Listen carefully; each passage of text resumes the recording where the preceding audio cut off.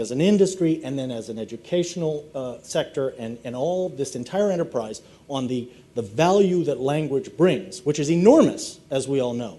But we need to focus on that value instead of the mechanics and the sort of what it takes to input into the system. Right, right.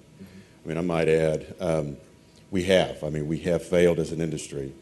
And I mean, you're right, it is all about the business solution. In the commercial sector, it's all about, what does it do for the business? Most recently, Manpower Group has teamed up with Gallup and some other corporations to identify what are some of those drivers. What is the ideal job description of somebody in this space, in the various disciplines that help make up that whole communication process? Again, more than just the translation piece. And so we've launched that recently here with the Global Talent Program. And as an industry, we recognize the need to really begin to pull together a need, or to pull together the right job description so that we can help the educational community identify the right courses to put through for linguists and the various disciplines around that. So if I can add to that part of the conversation, and this is not from the business side perspective, but I suspect we all understand when we talk about, and we hear this all the time, well, what's the ROI? What's the return on investment? Why do we got to do this? Here's where I'll tell you that we need to change that I from investment to insurance. What's the return on insurance? We all have to buy insurance. You buy life insurance, home insurance, car insurance, yada, yada, yada. There's no real return on that, really, is there? I mean, you don't get something at the end of the year based on that investment, but it's an insurance policy. And I would submit that bilingualism, multilingualism, language competence across all of these things here is more of an insurance policy and an insurance sort of activity than it would be an investment where you're looking at some sort of dollar return. In the Maryland Council New Americans report in 2008, we had to create that value by showing how our immigrant population, when you look at the data by Migration Policy Institute, it's clear that our foreign-born population is highly educated, and yet language is a barrier, so they are actually an underutilized professions. So I think it is a policy issue that if we can embrace language and actually leverage language, then not only are you creating an economic advantage globally, but also locally. So for example, if you have a nurse practitioner or a nurse coming from another country, if we can get that person credentialed and also ensure that they have language skills in English and in Spanish, then they are a bilingual speaker who can then serve the community where there's a growing Spanish population. So we just have to change those conversations and continue to underscore that it is an economic advantage for language. And then I cannot emphasize enough at how we have to measure these things. Because right now, and this is not uncommon, as Bill mentioned, across the United States, there's just not great data out there to really promote and underscore the need for bilingual employees. We need baseline figures. We need baseline figures at the municipal level, at the business level, at a state agency level, in order to communicate that value to our students who, are going out to get skilled in another language. Thank you, Angela. So now I think it's incumbent on you to set first question and to pose questions back to us. What are we doing collectively on the side of the folks who use languages on a daily basis that isn't making it into the policy arena? And what can we do to sharpen our message? And that's a question. First question I'd like to put to the audience. If there are other questions you have for us, we need to hear those too. So let's have at it. Your microphone's distributed around the room. I think, and please remember to introduce yourself when you... I think this gentleman was okay. First up. Yep. Dave Carnes, Chairman of SCOLA, and a former U.S. Senator. My question would be directed to the statistics that have been mentioned. Norm, you mentioned a 40% value proposition, 50% of the United States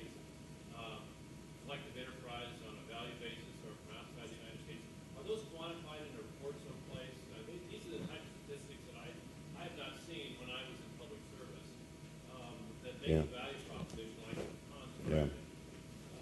Well, I would just, Is there a report? Does Manpower have something? Did you mention Gallup? You were working with Gallup on Gala, he was talking Gala, about, but yes. Gala. You know, okay, finish up. Is there something that's organized that would be thoughtfully researched that would quantify the statistics that I hear mentioned frequently but not organized? Yeah, that's a fantastic question. Let me kind of speak to some of the stuff that we're hearing, some of the data points, like the data point I just mentioned about the 40% premium for English speakers in this particular market. That was data that we actually came up with by just doing some local research for one of our clients. But you're right. I mean, that's exactly the kind of thing that we need to do a better job of as industry, to begin to pull together that information so that we can, better make the case. I would agree. Yeah, and I mentioned Migration Policy Institute. For those who are local policymakers, it's a valuable resource because just this year they did an analysis on what languages are spoken per municipality. And from my understanding, that's the first real deep dive at looking at what languages are, highly spoken across the board and going down to the local level. So in Maryland, we have the county level data. That's very valuable for a policymaker because then we can compare that to our usage statistics, and then we can then look and say, hey, this is our economic advantage here. These are the languages we have to preserve, because the stark reality is that our students who are coming with an additional language, by third generation after immigrating, after the third generation, they've lost it. So if we can preserve those language, that is a part of our economic advantage, and we can look at those statistics. I think, I know Hans and I may be thinking of the same thing, we may not, but we were posed, and I thank you, Senator, for that question, we were posed the exact same question on Tuesday or Wednesday this week in an international forum. What is the case we're making, and can we make this concisely and coherently? And the fact that we haven't, as much as you hear a lot of mea culpas up here, I'd also point out this is a rapidly changing space, a very dynamic space in terms of the language industry, in terms of language access in the United States, which is an issue that's only been codified into law for about 13 years, not even that, since the executive order 13166 in August of 2000. So part of it is you're seeing something evolving very rapidly, driven by technology, driven by migration patterns and mobility, worldwide mobility. But I think it is incumbent on us to produce something that makes the case. Now, other questions? I saw one over here. Nope. You're not on. Can everybody hear me? If you're Now talking- I'm on. Yeah. Okay. Meg Malone from the Center for Applied Linguistics. You want to know what we need from industry? We need to know what you need. We need it documented. We need to be able to relay that to our students to say, if you can do X with the language, you can get a good job. In addition, we need some outcry. We need to hear from industry, why aren't you testing foreign languages? And why don't we have outcomes posted on local community websites, just like reading and math and science and social studies? And in addition, we need that outcry to trickle down to our parents so that our parents say things like, why aren't you using reliable tests that rely on good validity arguments that are standard or at least aligned to international standards for language testing, so that we know that these tests do represent the best in documenting outcomes. So if you want to know what we need, that would be a great start. And Meg, I think you brought up something that there's sometimes a misapprehension. In language, we actually do have tests that can give a meaningful assessment of what people can do with their skills that are really unique in the humanities and social sciences in terms of being able to measure the outcomes of an educational process rather than simply the throughput or the output. But let me just add a point, because I think excellent point. We're not doing a good job in the commercial sector of telling that student the value of that language from an economic perspective. What does it mean from a jobs perspective? What is the wage premium? And there is one. I mean, I can tell you that for sure. I can share this with you. On the language services side of the business that I oversee for Manpower Group, we used to make it mandatory that you had to have, at a minimum, 2 languages or more to actually work for the business. We're struggling to meet that today. And that's in our business. You know, I can just, tell you that it's that much more difficult for the folks that we're out trying to serve. So we need to do a better job of that. And one of the things I would say from an industry perspective is there's a huge myth that the language, you either go into the language business as a linguist in some fashion, translator, interpreter, terminologist, or whatever it is, or you go into teaching, or I don't know what else. Maybe that's it. Yeah. What's that? Government. Assessment. Well, perhaps assessment, yes. But the fact is that in our industrial context, there are many, many, many opportunities to use language that don't require full native fluency, that don't require any sort of what you might call professional or super high-end skills.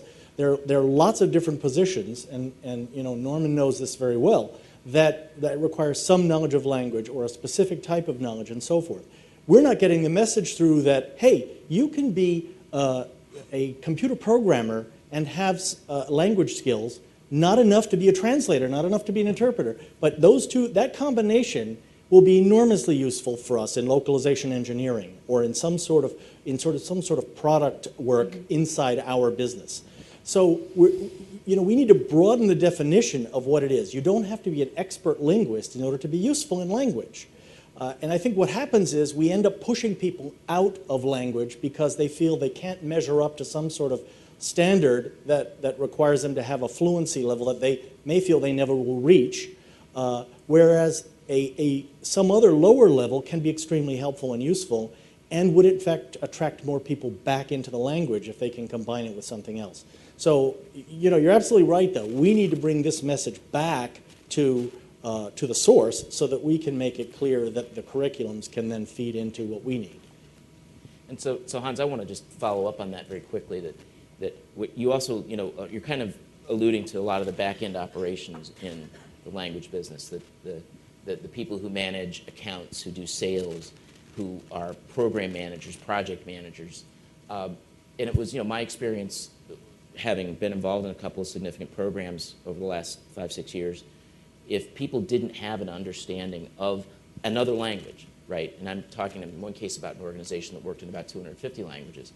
But if I didn't have testing specialists or operations officers who understood that there are other languages and other cultures out there and didn't have that kind of experience themselves, then they were much less useful and they actually didn't do the job as well. And I think that's another area where, realistically, we're not going to get waves of people out in the next 5 years at the 3-level in biliterate with additional professional skills. We'll get small numbers out of it. And that shouldn't be the goal. That is, I think that's a laudatory goal, and it's a very important goal. But at the same time, we still need other folks who might not have that full set of skills, who aren't going to be professional linguists per se, but who understand that there's another world out there and understand that there are other ways of thinking and have had that exposure to being able to stand in a different place. Yeah, let me just add to that point here. When we think about software engineers, we think about project managers, we think about website designers, we think about those types of disciplines. If you're going to design a software application today, it needs to be internationalized. If you're going to design a website today, it needs to be internationalized. You have to understand the concepts that language brings to bear when you're beginning to do the most simple aspects of just framing it up. Project managers with multilingual capabilities, the ability to be able to communicate with distributed workforce groups around the world. Huge advantage, huge advantage. Tom, do you want to? Yes, I would just add briefly that, second, third language competence really should be looked at, particularly where we see it as an enabling skill. It's not the absolute of translation interpretation where you have more of this transactional technical sort of things, but if you want to really get out there and understand what was written or how to have having a conversation on the ground with somebody, Now, those are enabling skills besides all the other tradecraft that you bring to the table. So, really it does create, besides the cognitive diversity, it does really tie you in and attune you to culture, cross-cultural competence, all these other sorts of intangibles in many cases that could very easily be barriers to effective communication and activities. I cannot agree with my colleague enough about the comment, because even though we have technology that helps facilitate some of the interpretation or translation, I cannot emphasize enough that there really is a human element to all the work that we do across the state. And it's that human element that not only can review, but also translate and communicate in a way that technology cannot. So we still need people with these skills and our students to gain these skills, and not just be bilingual, but also for us, we treasure bilingual employees, but we also really hold it at a premium when someone has a credential. And I think we have to communicate that much better than. So we have maybe time for 2 more questions. We're going to make Dr. Breck wait patiently. We'll take a question over here. Dr. Breck, nobody has challenged Dick yet, so I thought I'd be the first one. We've talked about advocacy. We've talked about inquiry. When are we going to talk about action? I mean, so far we're just admiring the problem. There are a lot of mea culpas there. We have the information. We have the data. But as people quote statistics, there are people around the room saying, did you know that? Did you know that? If we don't know that, and we are the who's who of the language community, how the heck is the rest of the country supposed to know that there are jobs out there that are not just language jobs, but project manager jobs that require language? So when are you going to start, whoever you are, Mantech, et cetera, start posting these jobs so that the value proposition is made not just in this room, but the people who really need to have it, the influencers. And I like what you said, Hans, about the supply and demand. And until we put it in very concrete terms, that decrease or no supply for that great demand is putting us at a competitive disadvantage, nobody's going to pay attention.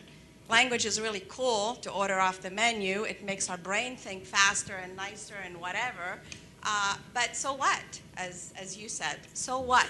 So what about this coming year, Dick, as we lead up to Enlighten number 3, we start putting that data in context that is consumable, so that we can give it to the parents who will encourage their kids to study language because they will have a job when they come out of college, instead of sitting around for 14 months wondering what next. So I think this leads, and Dick has been sitting patiently for almost 5 minutes. So, wow. So, Dr. Breck, you had a question. I think Maria leads into that. You're going to answer that question, because I think there are a lot of things that we're moving towards.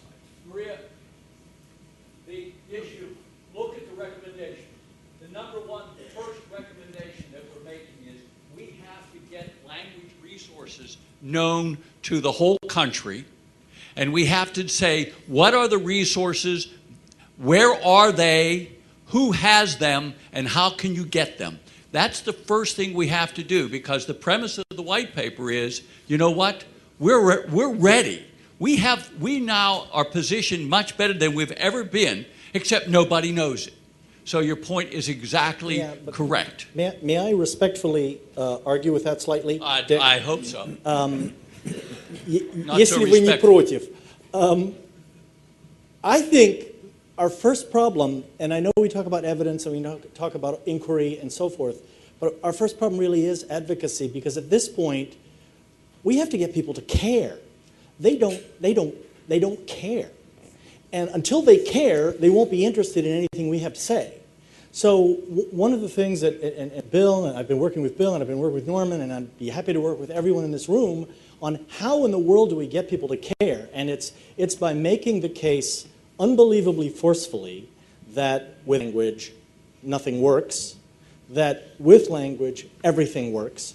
And we have to do that in a collective way. That's not something we can do all by ourselves in industry, or you can do all by yourselves in education, or you can do all by yourselves in research. Just to put a fine point on it, in the European space, the European Union, for all its flaws and so forth, is putting us to vast shame in the United States with the focus they're putting on multilingual infrastructure. They haven't solved the problems by a long shot. But they know that they have to get this together with all of these stakeholders, public, private, education, research, and government. All of those have to work together in some fashion. So until we do that, I don't think we're going to get anybody to listen. Okay, so I said the first recommendation we made is to get our resources known. I was wrong. That was the second recommendation we made. The first recommendation was a PR campaign, which ACTFL now is doing. Marty, where are you? She just left the room. You can- drove her out of the room. Is doing Actively so campaigning. that's exactly right. But let me make one other point while I have the floor. The most outrageous thing in that white paper was a triangle, and in that triangle, cut in half, 50% of Americans have to know that language and culture matters. The next 25% should be able to use their language to enjoy it, take a trip, watch a movie or something like that. And then that last 25% are the professionals who practice their profession worldwide, and then the experts who enable all of this to take place. That's the most outrageous proposition ever made in the United States about language for all. And that's where we're going, that it's all levels of language ability. It's just not expertise. But the expertise cannot happen, and you can't sharpen the point unless you broaden the base. All right, we'll take a question from the New Hampshire contingent here. The New Hampshire contingent, right. So my name is Mike Quinlan. I'm with Transparent Language, and I want to disagree vehemently with Hans. I think that it is important to get people to care, but that's going to be glacial. You know, this is a very noisy world, social, advertising, millions and millions of messages. People's attitudes towards things don't change quickly. And so I think, you know, what can we change? Can we get everybody in America to recognize the cognitive and employment, et cetera, of language? No, not quickly. I don't think that's going to change really quickly. But technology is here, and it's making some things available that weren't available before. Really, really big things. Think of the analogy of programming. You know, you had to get into a college and then take programming, et cetera, but not anymore, right? You want to learn Python? You go on the web, you can sign up, there's MOOCs, there's self-learning, there's all sorts of cohorts, et cetera, and you can learn programming. Yes, the universities are getting better at it, but you can go around the whole university structure and create credentialing and competence and join a cohort, right, and do that all in a way that wasn't possible 5 years ago. Now, do people think that programming is more important than they used to? Well, maybe, but the really big change is technology changing the availability and the capability. So I think, can we do this with language? Let's say you want to learn, you know, Yoruba or Akan or Cebuano or something like that. Do you know where to go to learn that? If you know, do I have to get into Duke, assuming they teach it? Well, let's make that available. Let's make access to less commonly taught languages available through the digital infrastructure. How hard is that? It's not hard. Speed, right? Can you train in half the time, right? When Dick did his speech opening CASL, he said we're going to learn how to train in half the time. Can you do that? Yes, you can do that. That technology makes that available now.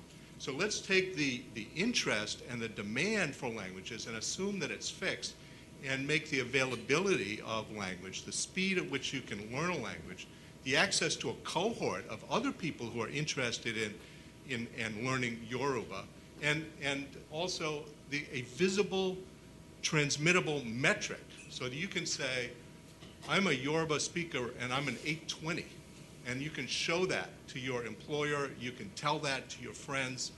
These things, these basic things about what do you do if there is an interest and demand, can all radically change now in a way that they haven't been able to change for the 2,000 years of people trying to, you know, last 2,000 years of people trying to change language. Technology makes all of this available and possible, and we're not doing it.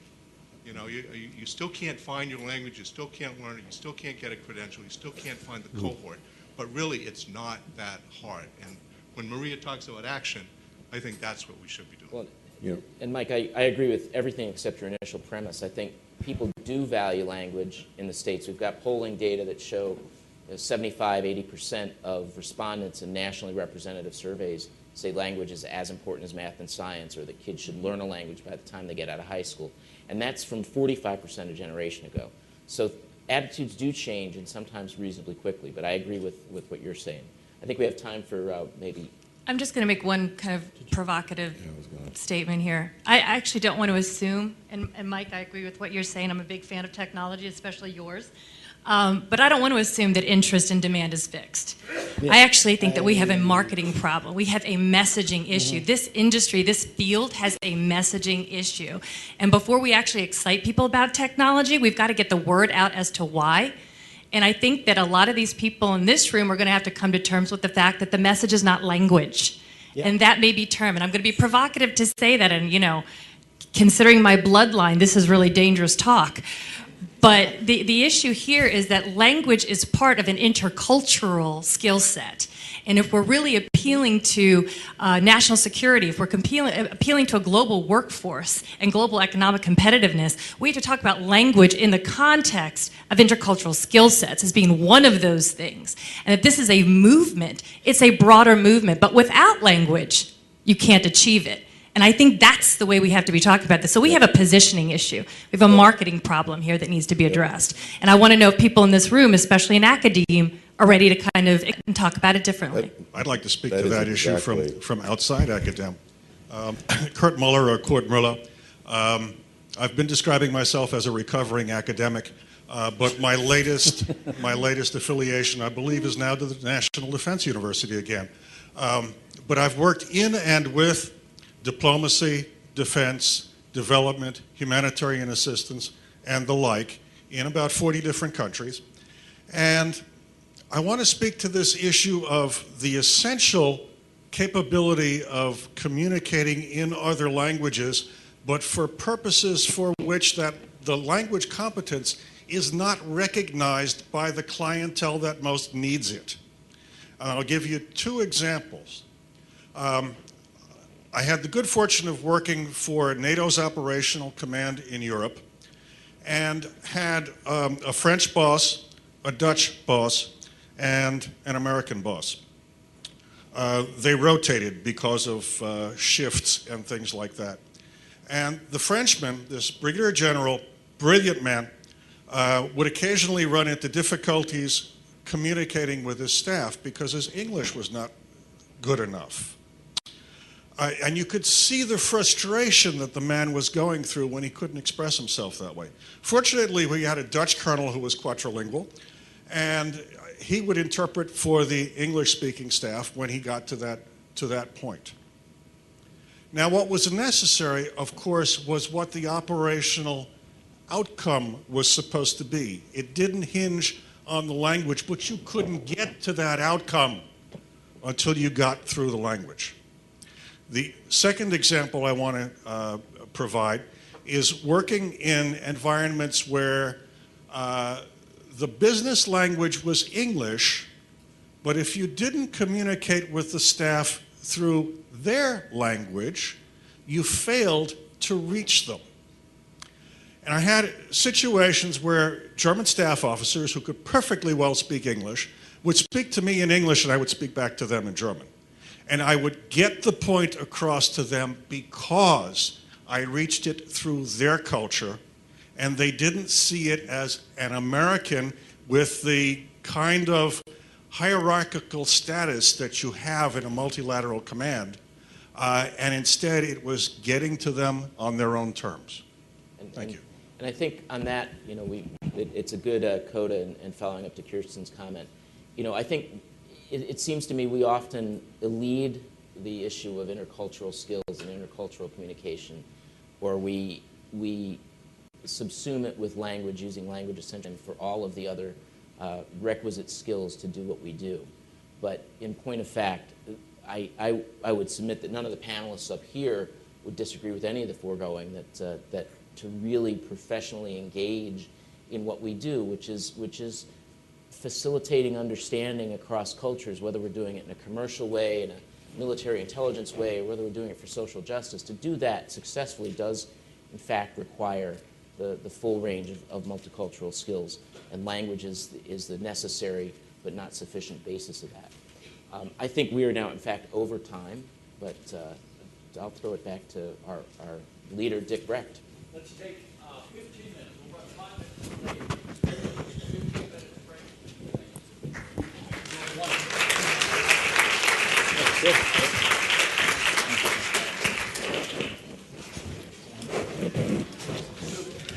It's so obvious. Spot on.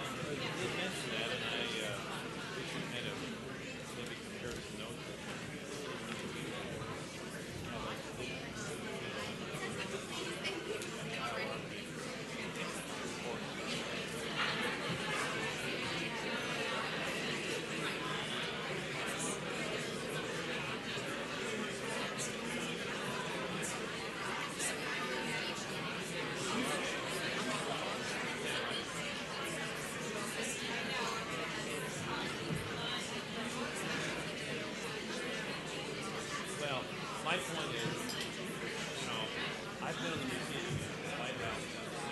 I am sick and tired of this.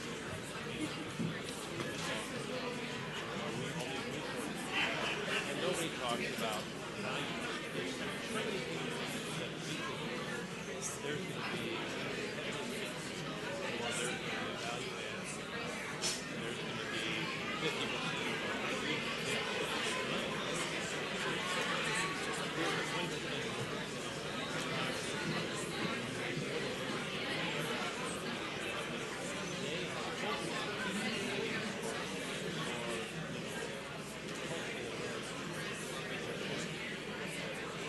we don't have any report, we don't have any study. I hear these statistics, and that's why I asked you. They're in a situation where they can print this. They haven't even people, you can spend all the time. So you need to get some investment, and you need to talk to the members about this or that. These are the 30-pack, 10-pack, 5-pack, or creating value. We don't have anything. Everybody talks about it. Where's manpower? I mean, why does manpower put it? Do they have it?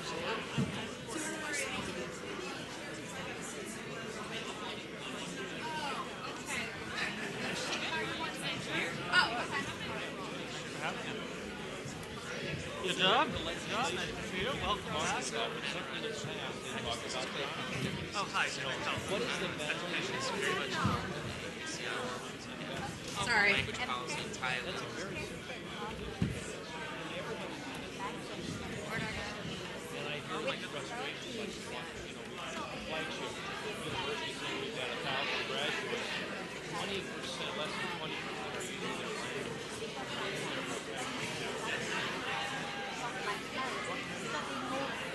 So there's a disconnect. There's all these jobs. There's a tremendous job. And maybe we should go on and at least allow people.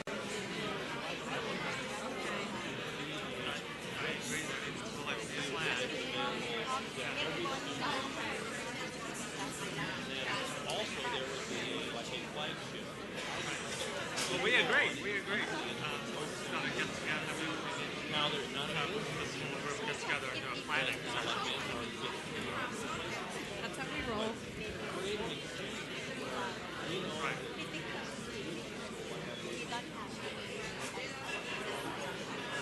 So when they're on there, they could go and say, hey, what jobs?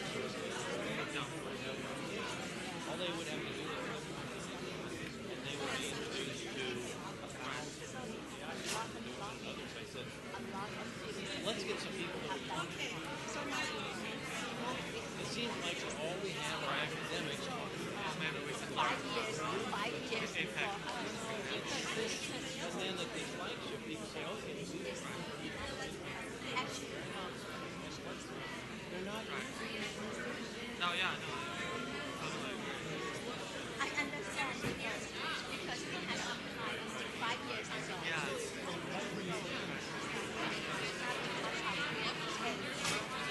Yeah.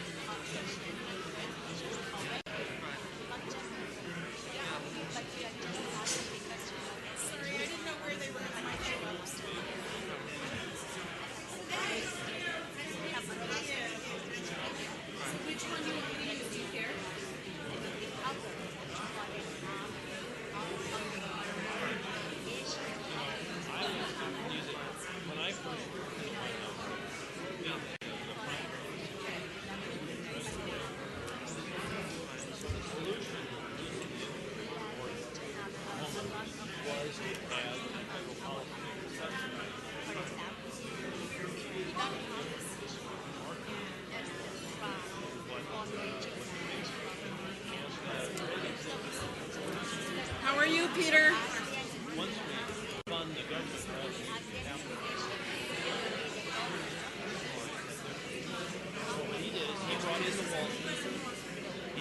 with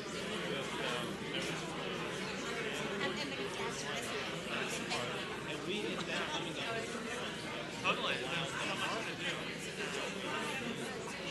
And that led to this called securitization, led to the growth of the credit space. Now it was the growth was so dramatic because what was driving it was I've never felt this blasphemy among the academic environment here in the Belfast. The government job is not because you're not you're spending money on people out there working. They're sending them to Washington. They're paying people like this. Oh yeah. Nobody was creating other than creating. I mean, value in the context. Right.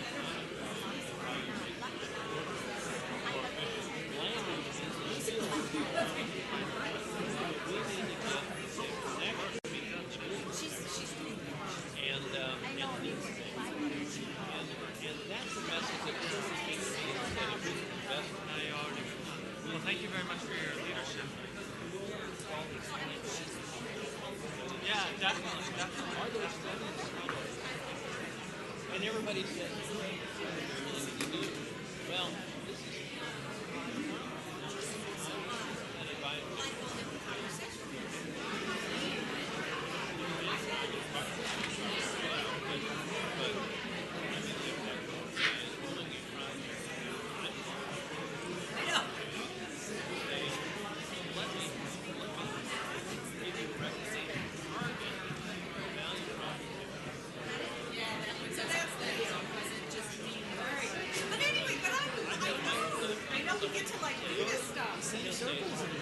Exactly. Yeah, I said to somebody, since I'm not really an expert on this subject, I can't say a lot. Yeah, what Dan just said, yeah, I agree with him. Yeah. Well, you have a lot to say because you know, from a policy perspective. Yeah.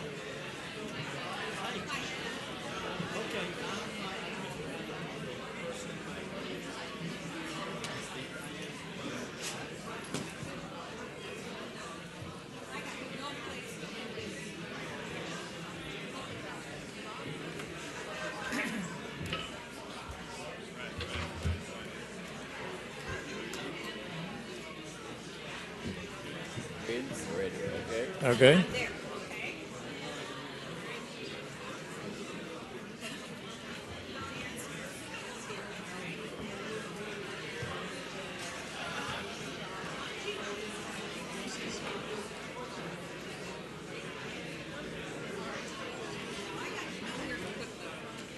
This is like a reunion.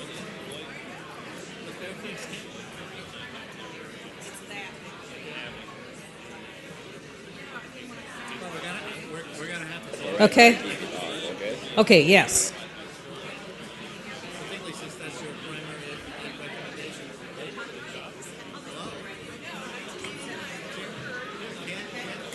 Not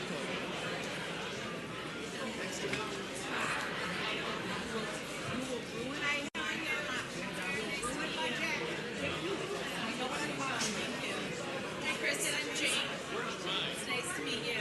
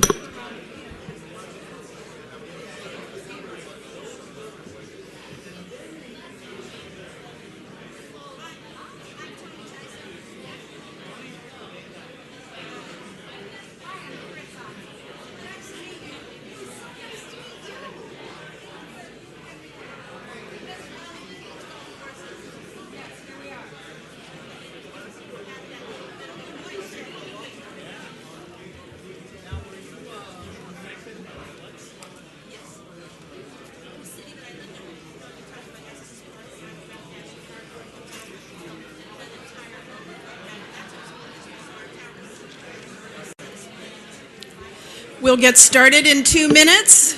We will start again in 2 minutes.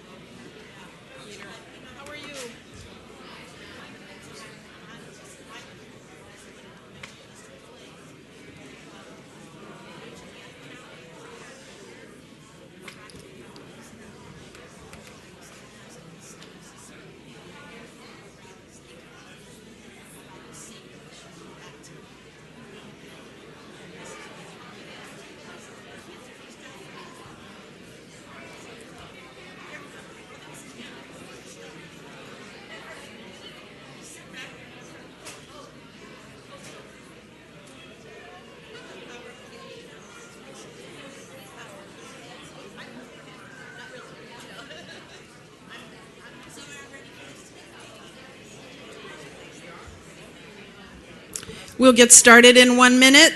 We will get started in 1 minute.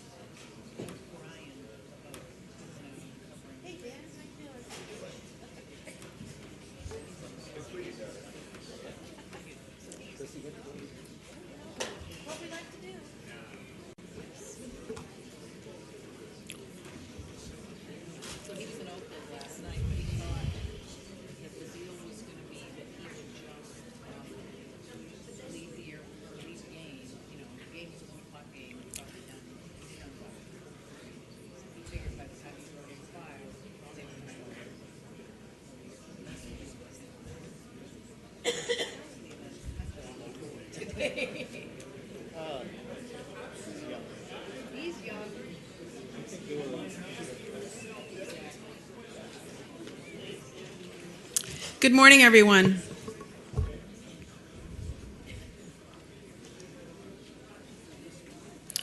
Realizing that we have one final panel before lunch, we saved a very engaging panel for this segment of the symposium today. The K-12 sector, where it all should begin.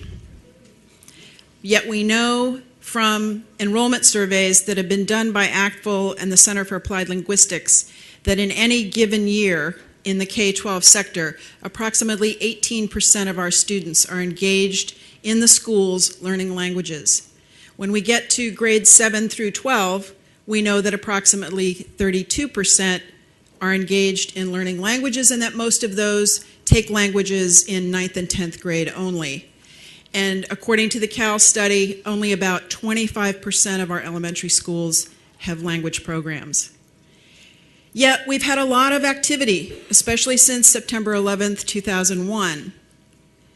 In 2003, NASB, the National Association of State Boards of Education, issued a report called The Complete Curriculum: Ensuring the Arts and Foreign Languages in America's School, because of the squeeze that No Child Left Behind was putting on the non-tested subject areas. In 2004, the Department of Defense, many people in this room were involved in that, sponsored the National Language Conference, a call to action. In 2005, ACTFL sponsored the Year of Languages in the United States and published a volume called 2005 to 2015, Ensuring a Vision of Language for All Students.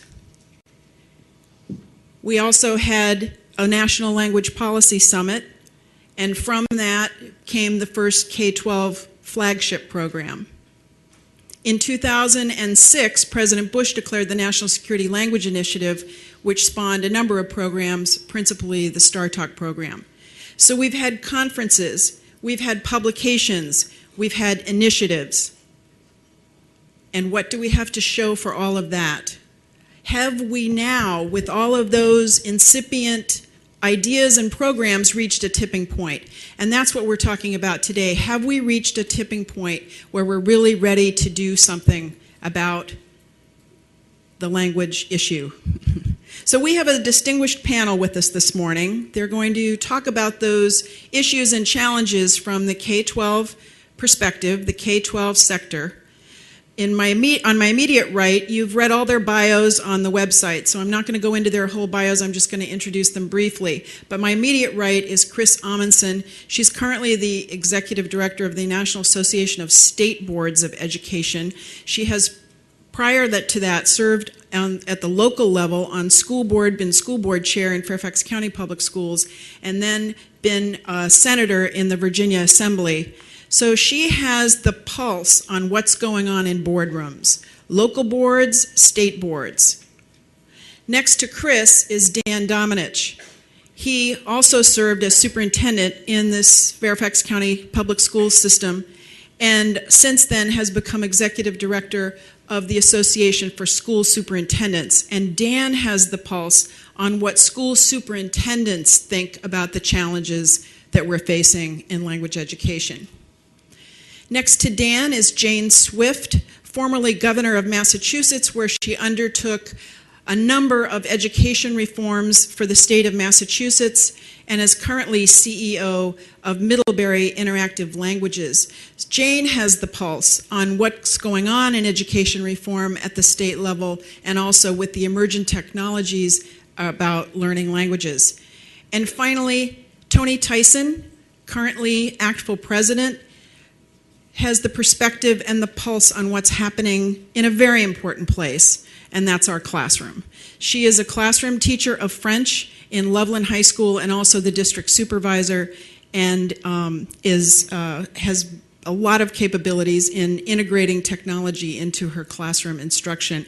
So we are going to follow the same procedure and hear briefly from each of our panelists, and then we will open it up for questions. Chris? Great. Thank you. It's wonderful to be here. I had planned to follow Dan and then just be able to say, yeah, whatever he said, I agree with. I do feel like I'm going to be bringing sort of good news, bad news information to you this morning on this very important topic.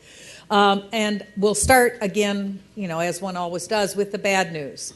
I would say this, from looking, I spent 10 years, as Marty said, as an elected official.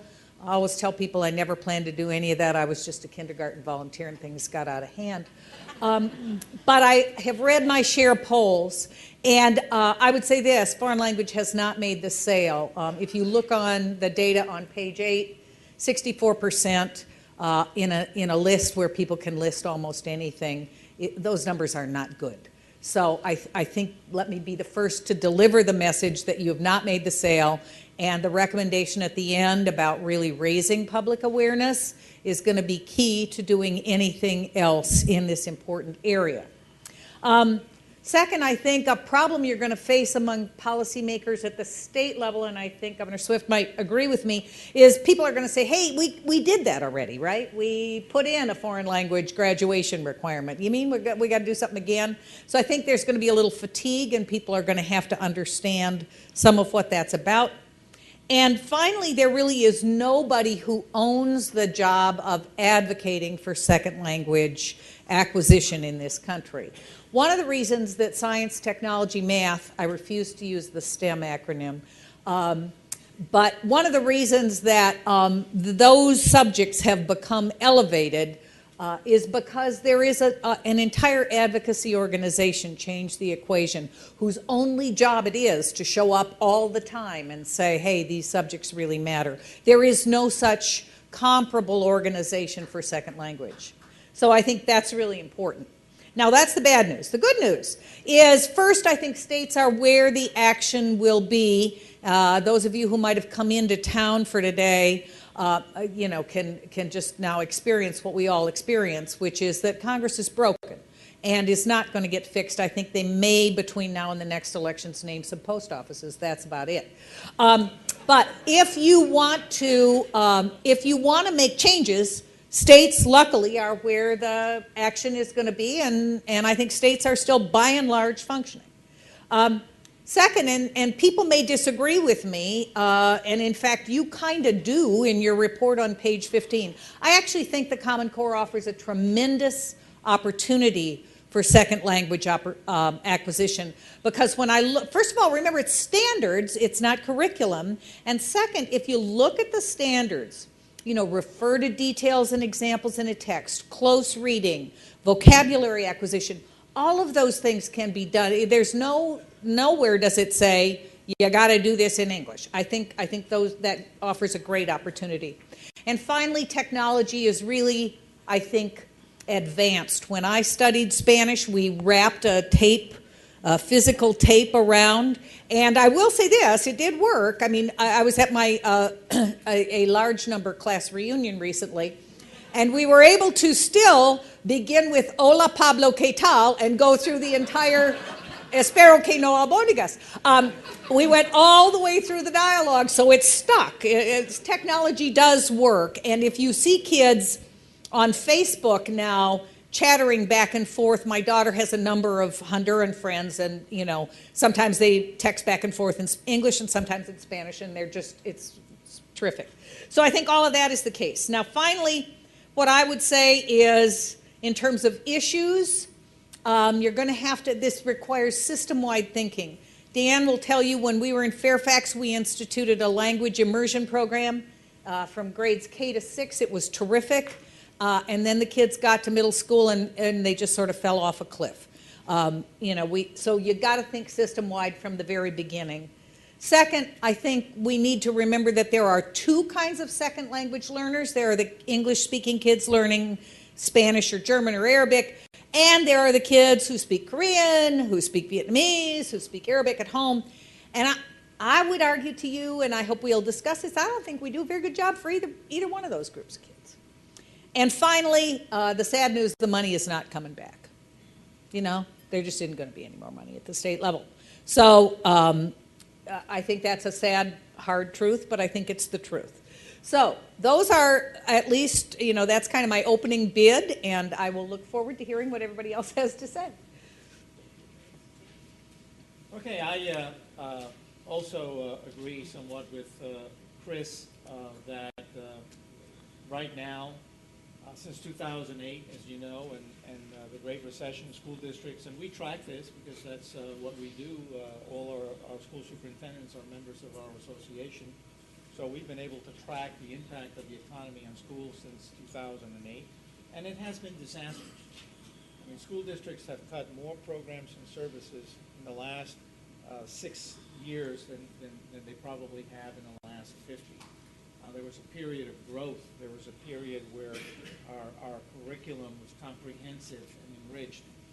And now, many districts around the country that had programs at the elementary level, foreign language at the elementary level programs, or dual language programs, as we did in Fairfax.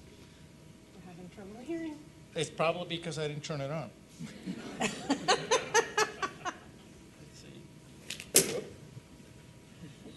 I bet you that works. That's it.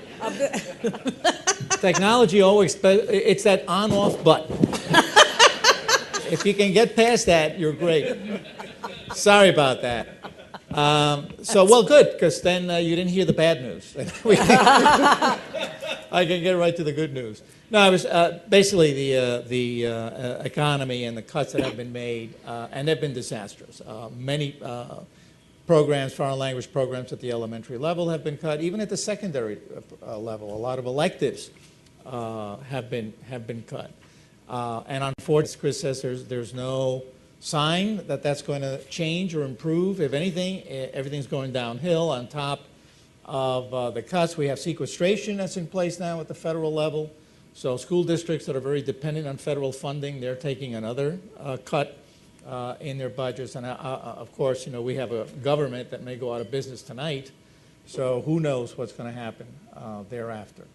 But with that aside, and the reality of the implications of the finances, I thought the paper was excellent and provided a lot of good recommendations, and I've kind of added some of my own. And one of them is, and I admit right off the bat, that I am bilingual. I'm one of those kids that came to the United States when I was 9 years old, speaking another language, in my case Spanish, and I learned English, but I also maintained my native language. So through school, through high school, through college, I made sure that I was literate, that I was able to write and speak my language. So I've been bilingual all my life, and I love it because I do a lot of world travel. And it's hardly impossible to go to any place in the world nowadays that doesn't speak either English or Spanish. So I'm covered as far as communications is concerned. So because of that, I've been very active in the language field. I was the founder and first president, for example, when I was an educator in New York State of the New York State Association for Bilingual Educators. I've been very active in language instructions. And my point here is that part of our problem is that we're missing the boat.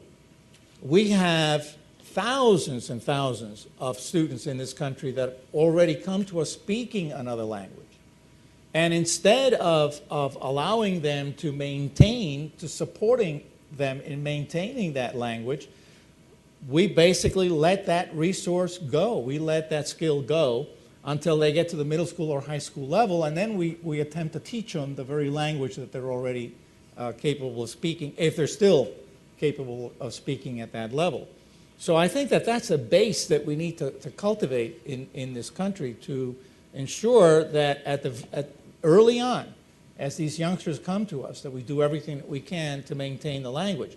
And then the other thing that plays very well with that, and it's something that Chris, when she was the chair of the Fairfax Board, and I, as superintendent, did in Fairfax, and Marty as well, we had a wonderful dual language immersion program in the county that began at kindergarten. And I tell you, because of our proximity to the Washington, D.C. area, we were very popular because we offered Japanese, we offered German, we offered Spanish and Italian, and French. And anytime we had Japanese diplomats or German diplomats, they would all come to Fairfax County, and they would all come to one of these elementary schools and speak to all of these little kids who spoke both English and the other language. And of course, we know, that kids absorb a language very quickly. It's very easy for them to become dual language speakers when we begin early with them. And there was no harm done here because the language was simply a method of communication. So they were being taught all of the subjects that they needed to learn, except that it was either being taught in English or the other language. So the language was just a vehicle of communication for learning the content and the curriculum that was part of K-6.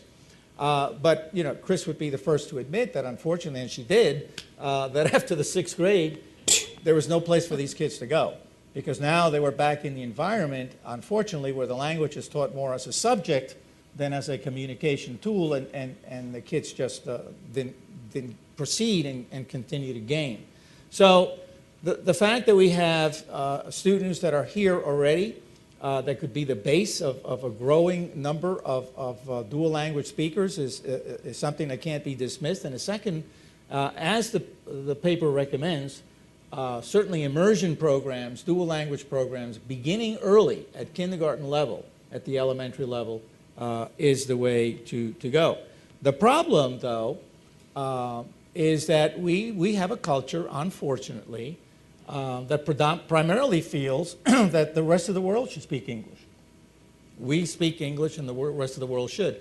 I travel extensively throughout the world, and I have to tell you, my image of the ugly American is the individual that in India or Germany or China or wherever it is, walks into a room with the frame of mind is that I'm here, I'm an American, I speak English, and so should you. Okay, and it's embarrassing. It's embarrassing because here we are as guests of these countries, and the expectation is that you should speak the language, whether it's in a formal presentation or a store or a restaurant or whatever it is. And unfortunately, that exists here. And people really don't hold the value for the importance of being able to speak another language.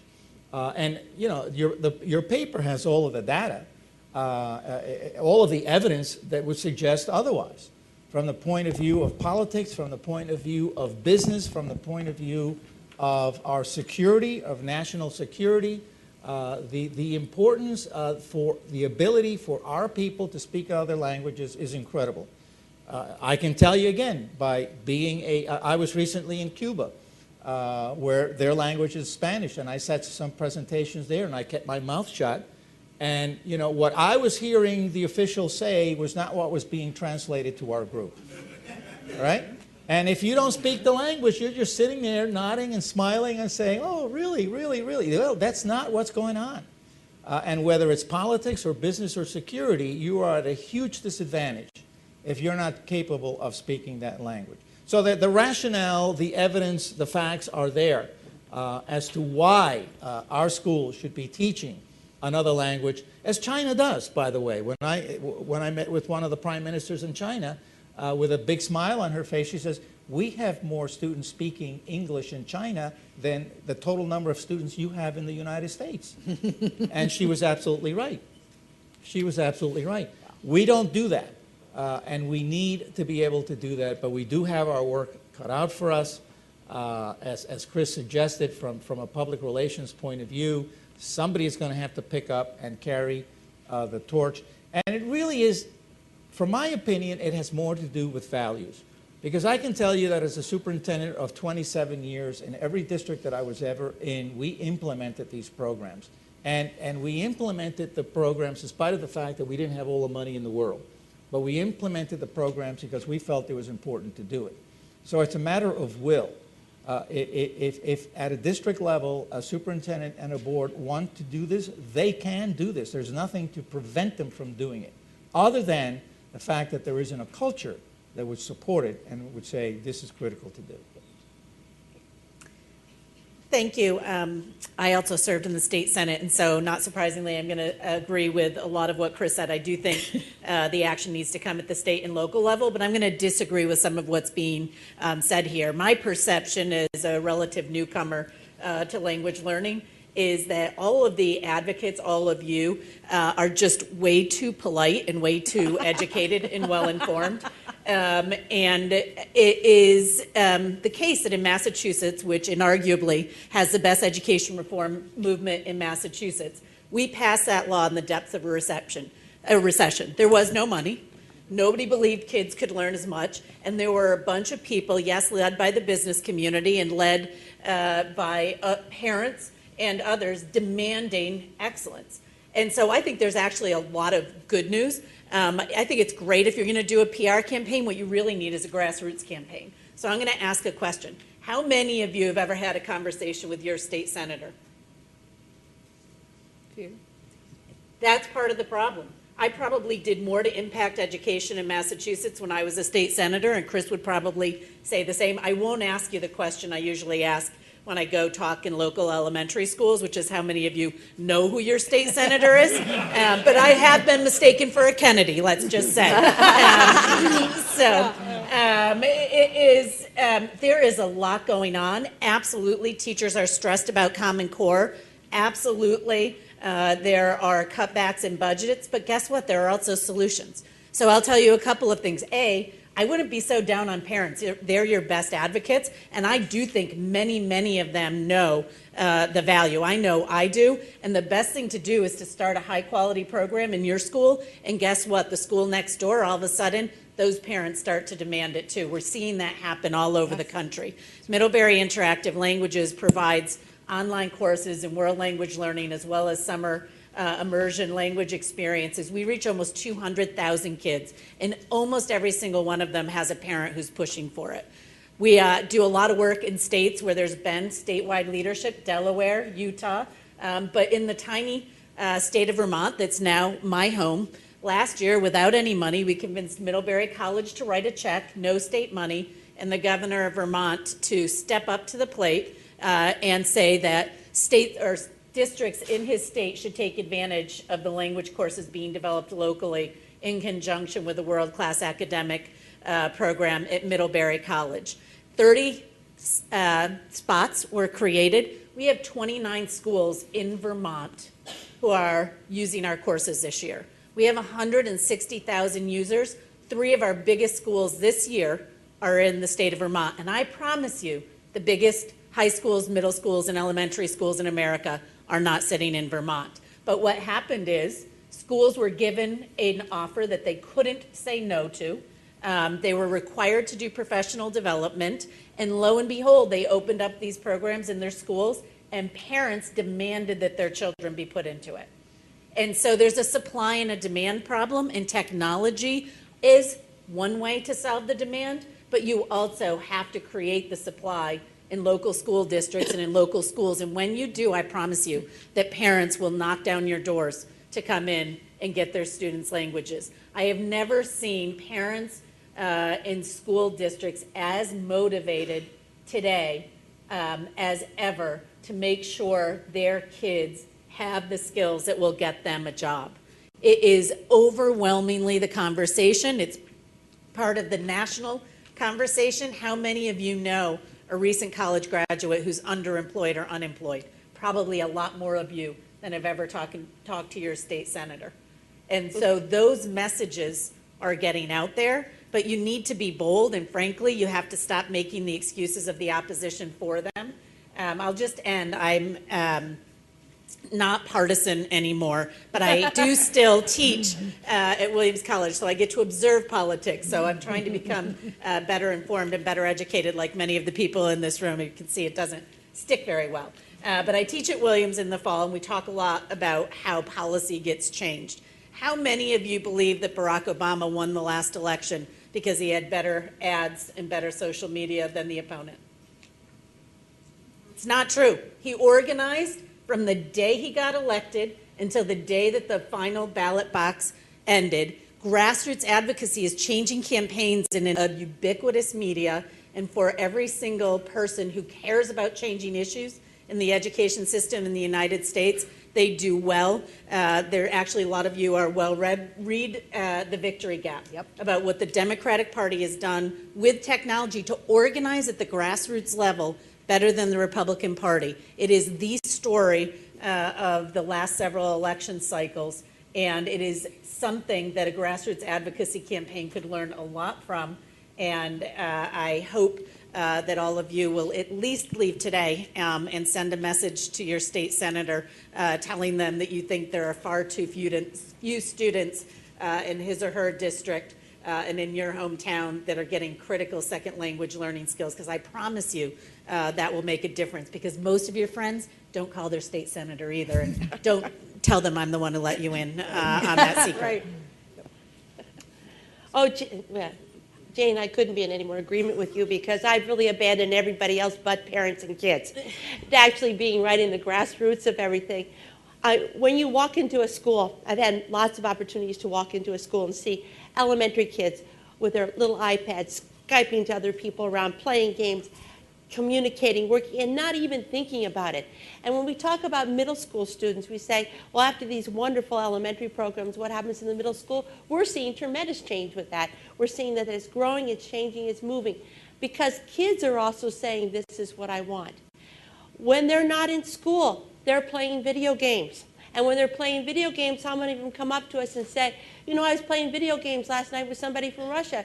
Do you know Russian? No, it doesn't matter, but we're problem solving and we're figuring it out and we're learning together. And when we learn together through technology, that's a powerful thing. How many of our kids take off and they go to mission trips or action trips all around the world? They are doing so much of that, and they come back and they say, I want more of that language. And they are demanding it. And the whole schools of choice movement has these kids and their parents picking out what they want to do. And quite often we think, oh, it must be STEM. Oh, it must be IB. Oh, it must be AP. No, language is a huge force. The biggest school in our area, in our region, is a bilingual dual immersion school. They don't care about the rest of that stuff. They're really excited about maybe that they have a little bit more math, they have a little bit more science. But when they can do it in another language, it's even powerful. And really, when they have this voice, this chance to learn and grow and connect with the rest of the world, it's powerful to see that they know what they need to do for the future. And some things that you may not know are going on. In some of the states, we have these wonderful things called the Seal of Biliteracy that was mentioned in the report that says, we do really honor that you come with another language, a skill in 2 of them, so we're going to give you recognition for that. We have, in our state, going on endorsed diplomas. So if you want to have an endorsed diploma, one of the criteria for the endorsed diploma is this, that language is one of them, but you have to be at that intermediate high level in order to get that endorsed diploma, along with having the math, the science, the social studies. So we're really trying to say that those things are important. And competencies. We are now looking at competencies as a way to test out and move on, not to test up. This whole thing, you've got to test up and take the next course. So many of these different courses that are coming out for competencies, so kids have more rooms for things. We're doing that with languages.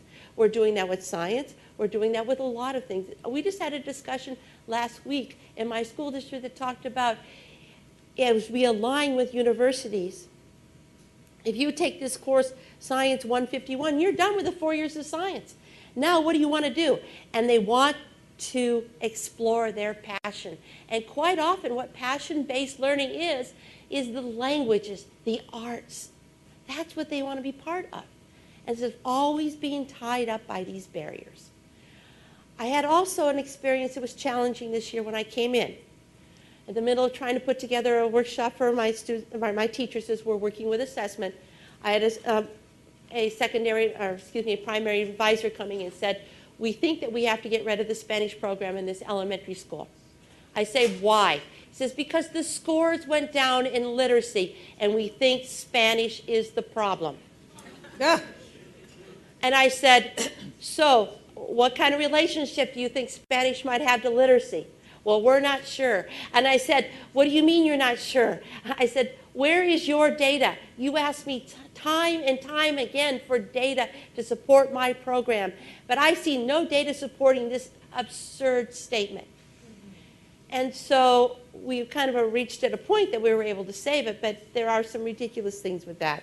Yes, monies are being taken out because with Common Core is a wonderful place to do this, but you've got to spend, the fact of the matter is this Common Core is testing language arts, math, science, etc., and it's taking away the resources from us. And so one more time, we have to strive to get to that point.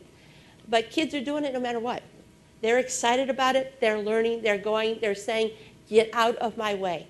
If you don't have it in school, I'm going to go online, I'm going to go someplace, and I'm going to learn it. And so they're leaving those schools that are not having it, and I agree with you 100%. So rally those parents, rally those kids, and go for it.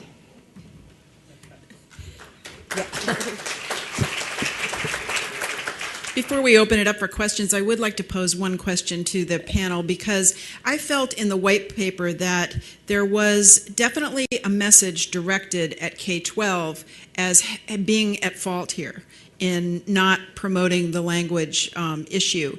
And I believe that we heard some of the inside influences that have an impact on schools and why they can't do it. We heard some of the very innovative things that we can do. We heard about getting ourselves organized. We heard about the importance of parents.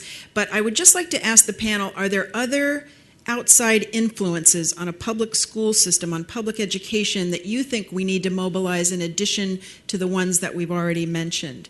Are there other aspects of the public policy that we should be trying to mobilize?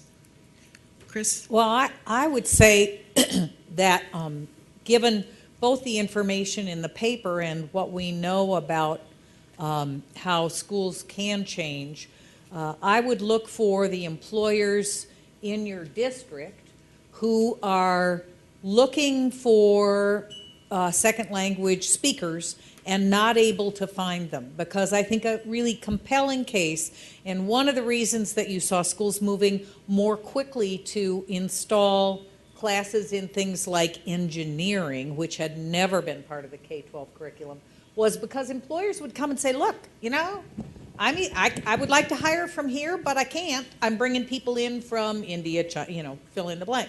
I think it is important for employers who need second language speakers and people who are fluent in a second language to absolutely come, to the local policymakers, that's your local school board, and if they don't know their state legislator, let me assure you, they hardly ever know who's on their school board. And let them know that that's really important. So I think that would be important. Could I also just echo Jane's recommendation for the Victory Lab? Just write it down. You should all really read it. It's a terrific book. It was actually my mail guy, Hal Malchow, who's kind of the hero of the book, is a kind of a piece of that. But it is all about mobilizing grassroots, and it is a whole different way instead of this way. You come this way, and it's exactly the way you change. It's exactly the way we change policy in this country now. Well, I would have to say also that in the concept of problem solving, that students are out in the community trying to figure out what's going on a little bit, and they will find issues that they want to help solve. And quite often it can have a language component. I can relate a little bit in our community. We have a lot of people who visit from Canada in our area because I live close to Rocky Mountain National Park. So there are a lot of French speakers that come in, but in our tourist office, there was nothing at all that was in French. So they mobilized and they created some videos and brochures so our community could say to people that are visiting, this will help you out. And so it's really to set them up and say, what is a problem in our community that can be solved by language? And they will absolutely go and find one.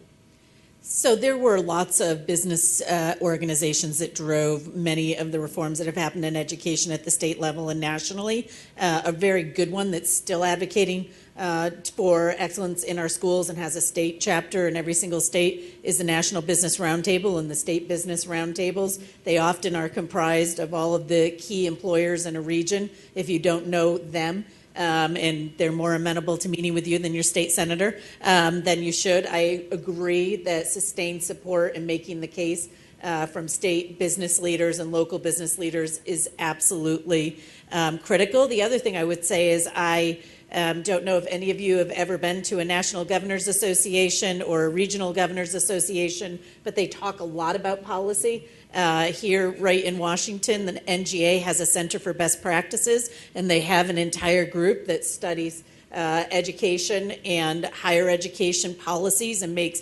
recommendations on best practices and models to the governors at many of their meetings.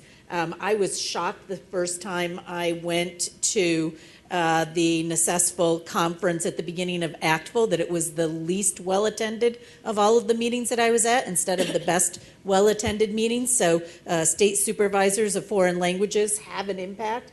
And frankly, if they don't have an impact in their state, you should try to work with them to have them have more of an impact. We've certainly seen that where there are activist state supervisors of foreign languages in a state pushing for high-quality learning experiences, that we see more students signing up for our languages courses. I will go back again to the culture at the state level. We have states right now that forbid schools to teach in any other language than English. Yes. Well, hello, what does that say about the value of a foreign language if you have a state that has a law in place that says you can only teach our students in English? Those are huge problems. And they have to be tackled in those states. They have to be, tackled from a public relations, the campaign. Nico Mele's is another great book that, talks about how social media grassroots can really, but we need to do that. I mean, we have our work cut out for us. I mean, we're not going to get to the point where foreign language instruction becomes what we want it to be if we have so many people in this country that feel that there should be no other language other than English. If I could just say one more thing about the new teacher effectiveness programs that we have to really kind of rate what we can do as teachers. For the tested areas, it's really easy to find the data. We're trying to find some very interesting ways to show student growth. I know we have some national testing, but not all of us have access to all of those types of things. But this might be one of the very ways to say, look what happens with student growth when we're working with languages. So I think that this project is really going to help a lot of us in the teacher effectiveness piece. You know, we tested in Fairfax, we tested our little kiddos in the elementary immersion program. We should share those data with you for your elementary school, because what we found was, in fact, that, you know, achievement did not go down. Right. And, you know, it was, if anything, it went up. Thank you. We will be opening it up for questions now from the audience. We have some state supervisors in the audience. I like hearing that the action is at the state level. That's something that we have been working on with JNCL. We have state advocacy teams, but getting them mobilized and getting them to go have those meetings, it has been challenging. So I'll open it up. Scott? Scott McGinnis, Defense Language Institute, Washington office. I was reminded by Jane Swift's comments about parents are not your enemy, they could actually be your best friends. And I was also reminded by the data, pages 11 and 12, about the impact of Star Talk programs. I was a site team leader for one Star Talk program this summer that they have made the very explicit decision and plan to use the Star Talk program as leverage to establish an academic year program. So that sort of strategies, working with the parents as well as with the local school system, is already, it looks like it's going to have impact, if not next year, the year after that. So. Mm-hmm. Bill? Thanks, and thank you, Marty, for the plug for the state initiatives. I think one of the challenges we face, though, and I'm gonna take issue to something that I heard repeatedly from the forum, and I'm not quite sure, so maybe, Edward, you said it a number of times. There's a shibboleth out there, right? And Marty didn't even wince. Okay, there you go. The only time I'll use that word. There's a persistent myth that we're a monolingual culture, that there's no parental demand for language. I think some of that comes from our own conversations at a certain level of educational policy, at a certain level of industrial policy, where frankly, it's almost a generational thing. We have extensive polling data that supports what Governor Swift is talking about, what Karen's talking about, what Marty's talking about. Parents demand this. They go around the system if they can't get it. They go to schools of choice. They go to enrichment programs. I think that one of the challenges, and this comes back to the previous panel, is educating at that state level, at that local level, the policymakers who, frankly, in my personal view, this is not the view of JNCL Nicholas, my personal view, are still living in the 1980s, in the Cold War bipolar world, everybody's learning English, and are fully engaged with the challenges of educational. As a parent of a 10-year-old, I don't want to talk about because that won't be repeatable. But I think we have a messaging problem as well, and I think, Jane, you said we can't give our enemies our own ammunition, you know. And in point of fact, yeah, there's still stereotypes, and stereotypes, Matt, have a kernel of truth in them. But I want to make sure that our rhetoric internally, that we get things straight before we go back out. I don't think we have to change the national opinion on language. I'm fairly well convinced of that. I could be wrong, but I'm pretty well convinced of that. I think we have to take a different message out. All right, what I would say, though, is in politics you look at intensity. And there isn't any intensity around this issue. There isn't intensity I agree with that. Around this issue. So whether it is that I think they do passively agree. Yeah. I just think it is not what motivates them to go to the polls to vote, to go see their state senator. That would be the issue. I will just say, Larry Summers was wrong on both second language learning and STEM. So clearly he didn't turn the entire tide on women in science. And so I don't think we should let him define the necessity for additional language and cultural understanding in our schools. Yeah. Hi, I'm Margarita Dempsey, and I teach at the high school level in a state where there is no state supervisor. And so when I hear about having a voice on a national level or on a state level, we don't have that, and I'm sure we're not the only state, although we may indeed might be. But here we are in a state where many people speak many languages, so the will is there. But when you speak to the power brokers, it all comes down to the money issue, the money issue. And for a high school teacher, for anyone who's in the trenches, every year, we fight, we fight, we fight. We gather the parents, we go to the school committee, they're sick of seeing me. But we go, we stand in line, we speak. We lose the French program for a year, we get it back. But there are places in our state where the entire program, French, Portuguese, and we have heritage speakers, gone, gone, gone. Nobody at the state to speak for us. It can't just be grassroots, it has to be bottom up and top down. Otherwise, we're going to be where we are. Every year, it's just a stopgap to make it through, And it is very frustrating, and we're all tired. We're tired. We have to fight this battle every day. And so we need all of the support that we can get, but it needs to come not just from academics, but really from the business world. But I live in a small town. For a few businesses, we bring everybody in for the foreign language initiation ceremony so they can speak about the language. We have URI come up. We've got a wonderful program at the University of Rhode Island, 5-year international engineering program. My daughter graduated from there, got a job like that. My other daughter, business in Chinese, got a job like that. We know this. We advertise it, but it's a struggle. That's the reality. It's a struggle every day because of budget cuts. Hi, I'm Laura Murray. I'm currently at the National Security Agency in the Center for Language and Area Studies, but in 2006 to 2008, I was the director of the Foreign Language Program Office at the ODNI, and in that capacity, I launched the StarTalk program.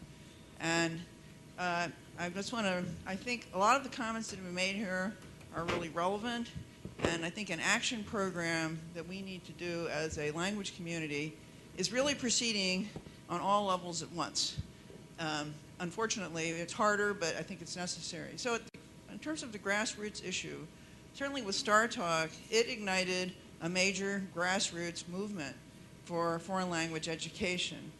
And as Scott was saying, in the program that he visited as site visitor, they're thinking about having a community program. But nationally, at least 40% of the StarTalk programs have stimulated the institution with local funds, not national funds, local funds, of school year programs in their communities in critical languages. And about another 30% are instituting after-school programs and heritage programs during the academic year. Betsy, is that correct? Those numbers are approximately correct, right. Okay, so that's really great. And in terms of the parental demand, the first StarTalk program I ever visited in the summer of 2007 was in the San Fernando Valley, north of Los Angeles, not a wealthy area. I visited a program. 100% of the students in this class were all Spanish, English bilinguals. They had a teacher from Taiwan, 20-some students in the class. They were learning Chinese. And they had been already learning Chinese during the academic year in that school. They had no technology. It was a warm, dusty classroom, no air conditioning, blackboard, whiteboard. But the kids were totally engaged, and they continued during the summer with StarTalk money. So I asked the kids, I said, why are you doing this? And they said, either their parents told them learning Chinese would be important, or they felt it would be important. So this would be at least a third language for these kids. These are high school kids. And their accents were excellent, by the way. I mean, I'm a Chinese specialist myself. These kids were really doing great, and that was really inspirational. So we see this around the country, but I think at the national level, we need to get our act together, too, to speak with one voice. Because during the time when I was at ODNI in 2006, after the National Security Language Initiative was announced by President Bush, there was a serious move to institute a position at the White House level called a language czar, something like the chief science officer. That went nowhere. There was a lot of infighting, different agencies. People were concerned that somebody would be telling them what to do, that they didn't want to do it, or back and forth. Anyway, the whole thing dropped. There wasn't unity in the language community to really support this idea of having a national advocate. It probably didn't make it out of the government realm at that time, but I mean, it's something that's probably, we need a national level advocate as well as the grassroots movement, and then working at the state levels, as Governor Swift has said. So I think all these levels together are going to be required if we're going to make a big push. But I do think the demand signal is there. The enthusiasm of parents trying to get their kids into the Star Talk programs is tremendous. I mean, there's some states where parents have been offering bribes to the Star Talk program directors to get their kids in, which we don't allow. But just shows how popular it is. So that's the challenge. I mean, we need a unified message and a unified plan, and we need to continue to stimulate the state and local programs, even if there's not a lot of federal money, because I think the demand signal is really there.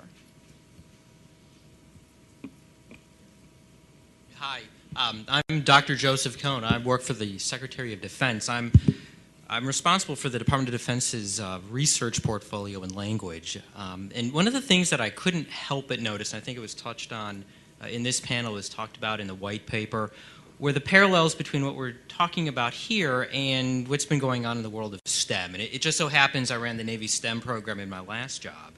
And while I certainly wouldn't say that there's any single approach for solving this problem, there are a few things that we found to be true in the world of STEM, that is in convincing folks to fund us and to go ahead with making policy changes, that I just wanted to bring up and ask, you know, is it possible to include these in this overarching campaign, or are they already being included? So I think the overarching thing that we tried to show over and over again was a measurable or a quantifiable argument that what we're trying to do has an impact.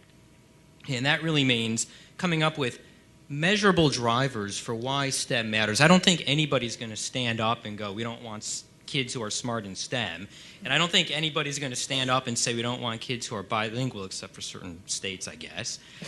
But when it comes down to making a decision to take money from one pot and give it to another pot, you have to actually think the way that folks inside the Beltway think, which is, well, what's the return on my investment? So I would ask, what are the measurable drivers for focusing on language? Now, I can actually do that at a high level for STEM because a lot of time and effort's been put in there. There was the PCAST report, Engage to Excel, that kind of gave us this goal of 1 million new STEM students. So I know what the outcome is, right? I know what the right side of the equation is. And at the same time, we know that there's a big benefit to enhancing STEM literacy. OECD put out a report a couple years ago that showed if you increase a student's STEM scores on their standardized test by about a half a standard deviation, GDP that nation goes up by 1%. So I know how many students I need. I know there's a big payoff. Just dropped my badge.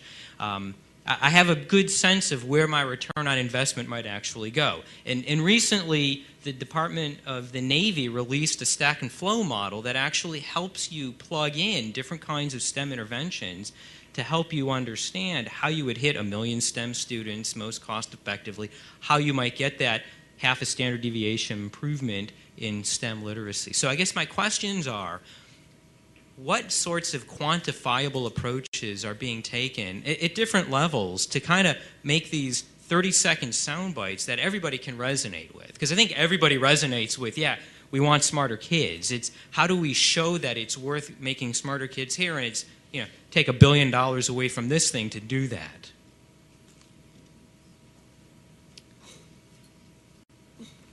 I think some of the best statistics are number of jobs unfilled. STEM has done a really good job at categorizing how many jobs by employer are currently being advertised that are unfilled. I think that's a great metric to pull together. And one of the things that happened in every single state is most of them now have STEM councils. Those are driven by the private sector, along with folks who are committed to those content areas. And I think in particular within STEM, I would think about math education because actually a lot of people do say it's one of the worst gender signals. It's usually women, oh, I can't do math, or math is too hard. And one of the things I think that STEM's been really good at is trying to purge that type of discussion from our lexicon. And I think world language learning has some similar challenges of folks thinking, well, even if we think it's necessary, do we think all kids can do it? And the one thing I would say to the teacher from Rhode Island who stood up is she should keep telling the story about her own children, but also when you meet with elected officials, ask them if their children are getting enriching world language programs in their schools. Because one of the best arguments when people think that there's something that's too hard for all kids is to ask them what their expectations are for their own kids, and you generally find that they sheepishly admit that for their own kids, math is not too hard. For their own kids, world language learning is required in the schools, and lo and behold, it gets a little harder to say we shouldn't then find the resources to do it for all kids. I just want to add that we do have excellent about the benefits of language learning and how students excel in academic achievement and also, of course, cognitive benefits. We haven't done a good job of getting that message out, and that's, again, another PR problem that we have. We also have very efficient ways of language learning. The immersion programs teach math and science, but it's taught in the target language. Students do just as well on academic achievement. They'll do just as well on the Common Core tests as students who learn it in English. So, again, a message we need to get out. One last question, and then I think it's time for lunch. Okay, this is hopefully a question for everyone here. Was a minute ago. Stand Stay really close to it. Stand really close. There's a pause, right? Okay. My name is Emily Curtis, and I've been at the University of the Other Washington, where in addition to being involved, Washington State that is, in addition to being involved in Korean heritage education, or Korean language education, I should say, I've also been teaching introductory linguistics for the last large number of years, and most recently focusing on teaching introductory linguistics to teachers, to K-12 teachers. And the comment that we got from, so first of all, I find it interesting, there's a tweet that's been going around as well, where we've talked about parents, we've talked about students and grassroots movements, and we've talked about state support, and we've talked about legislature, and where the teachers haven't been in this. What about teacher education in understanding what language is, for starters, in addition to taking world languages themselves? And I think the statement from the teachers who said our literacy scores are dropping, we think it's Spanish, that's the problem, underscores the fact that, and in my experience as well, K-12 non-language general education teachers are not aware of all the research that shows that bilingualism is beneficial, are not aware that there are 6,000 languages spoken in the world today or more, and are not aware of a lot of the other important research that we have. So how do we, and that's been my experience so far. I've had teachers who have been told not to speak their native languages at home. I've talked to native speakers, bilingual speakers of various languages who were told by their teachers not to speak their native languages anymore. Parents who have been told by general ed teachers not to speak their native languages to their children, not to teach their native languages to their children. So how can we have this enriching world language grassroots while we're suppressing heritage languages? And how can we get general education teachers the support they need as well? They're also, and I'm not here to criticize our K-12 teachers at all. They're the most unsupported group I would think that we have in our society today. So perhaps the support from the state level needs to be how we can get in service, not only pre-service, that's another of my platforms and soapboxes, but also in service teachers to understand this research, to know this research, and to advocate for world language education and heritage language continued education. So maybe that's a question for the general audience, but. That is going to happen at the state level. That is going to be something that is done by your state board of education, and also possibly, depending on the governance structure, by your state legislature. I don't disagree with a word you said. I think that we won't get started because it would be another entire hour on what we ought to be doing with pre-service and in-service. But that is a change that has to happen at the state level. the state of California, I believe, still has a requirement for all elementary teachers to have knowledge of a second language. And if California can do it, I think just about any state can do it, especially with their budget crisis that they have in place. Well, thank you all so much.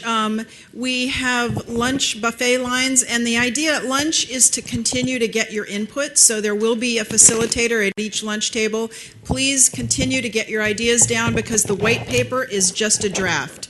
Thank you so much, and thank you to our panelists.